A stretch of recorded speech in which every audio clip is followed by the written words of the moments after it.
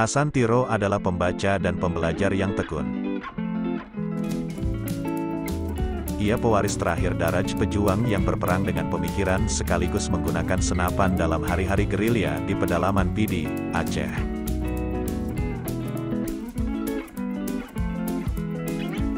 Kesenangannya membaca, pengetahuan dan keteguhan perjuangan ia dekap dan ia bawa pergi bersama jasad hingga ke liang lahat.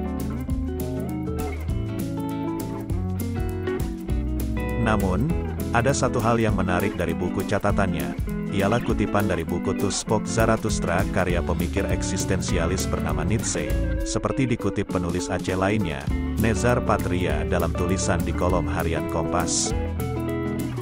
Hasan mengutip pernyataan Nietzsche dalam bab tentang perang dan pejuang, yaitu jika diterjemahkan dalam bahasa Indonesia bunyinya begini.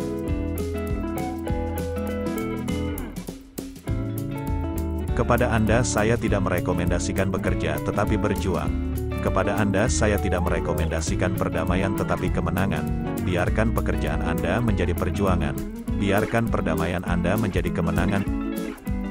Prediksi Hasan Tiro hampir menemui kenyataan. Dengan perdamaian, gerakan Aceh Merdeka yang pernah ia kobarkan, akan menemukan kemenangan. Semua itu hanya Allah Jualah yang Maha berkehendak lagi mengetahui. Semoga damai selalu Aceh.